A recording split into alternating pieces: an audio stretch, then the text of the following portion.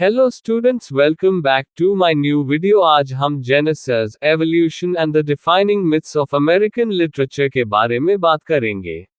शुरुआत में जब स्पेनिश और फ्रांसीसी यात्री अमेरिका पहुंचे, तो उन्होंने वहां रहने वाली जनजातियों, आदिवासी लोगों के जीवन और रीति रिवाजों को देखा।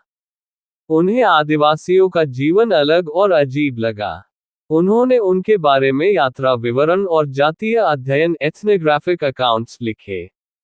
इन लेखों का मुख्य उद्देश्य लोगों को ईसाई धर्म में बदलना और उन्हें यूरोपीय सभ्यता के अनुसार बनाना था। कुछ लेखों में अपने देश की विजय और महानता की कहानियां भी लिखी गईं। इसके बाद अंग्रेज लोग अमेरिका में बसने आए। वे मानते थे कि वे एक नए स्वर्ग न्यू ईडन का निर्माण करने आए हैं। वे अमेरिका में एक नया और आदर्श समाज बनाना चाहते थे। वे वहां के लोगों को अपनी सभ्यता के अनुसार बदलना चाहते थे।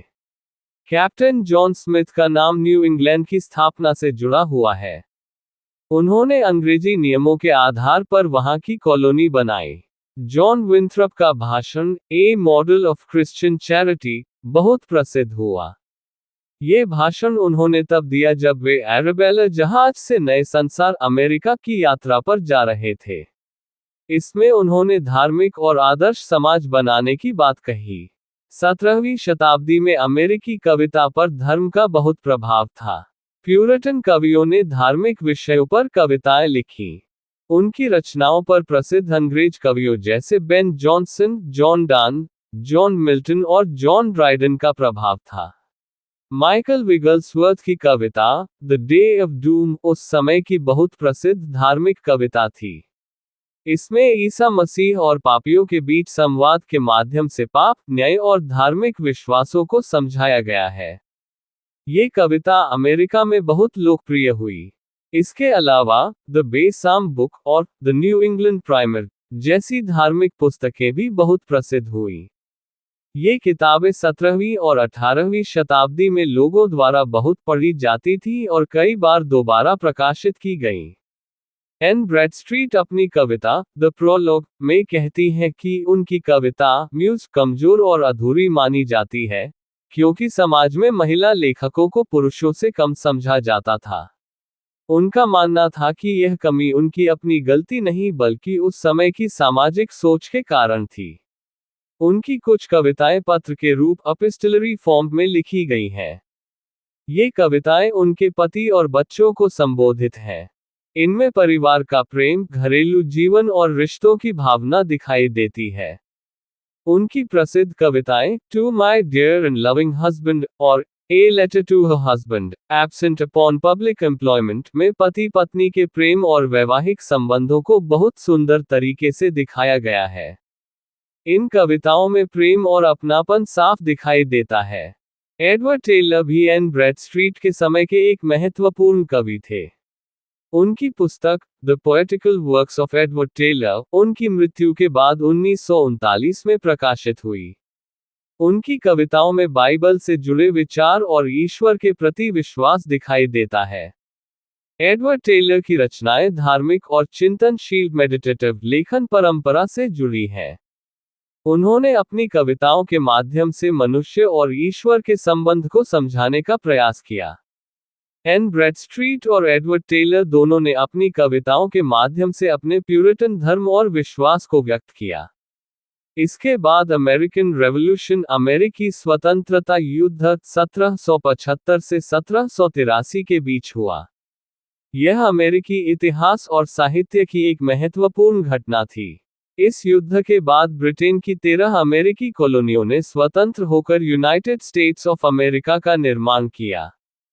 इस युद्ध में ब्रिटेन के खिलाफ अमेरिका ने स्वतंत्रता के लिए संघर्ष किया। बाद में फ्रांस और स्पेन भी ब्रिटेन के विरोध में अमेरिका के साथ शामिल हो गए।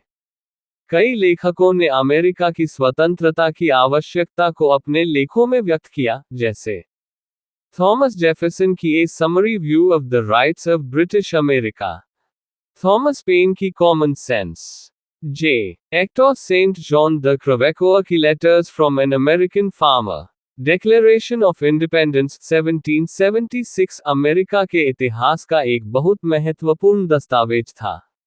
इसे मुख्य रूप से थॉमस जेफरसन ने तैयार किया।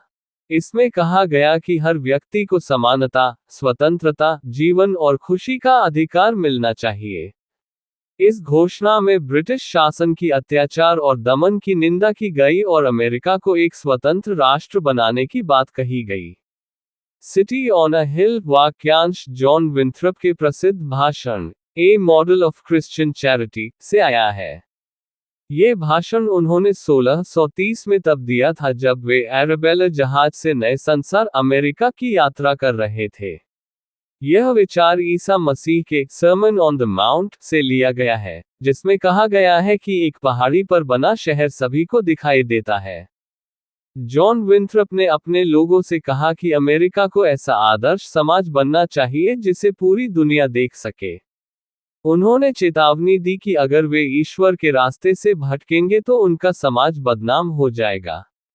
इस विचार से यह विश्वास पैदा हुआ कि अमेरिका को ईश्वर की इच्छा से एक महान देश बनना है और वह पूरी दुनिया में लोकतंत्र, डेमोक्रेसी और पूंजीवाद कैपिटलिज्म फैलाएगा। बाद में इसी सोच के कारण अमेरिका में विस्तार और गुलामी स्लेवरी को लेकर विवाद बढ़े, जिसके परिणामस्वरूप अमेरिकन सिविल वॉर 1861-1865 हुआ। ए प्लुराइबस यूनिम अमेरिका का राष्ट्रीय आदर्श वाक्य है। इसका अर्थ है अनेक से एक, आउट ऑफ मैनी, वन। इसका मतलब है कि अमेरिका की 13 अलग अलग कॉलोनियां मिलकर एक देश बनी।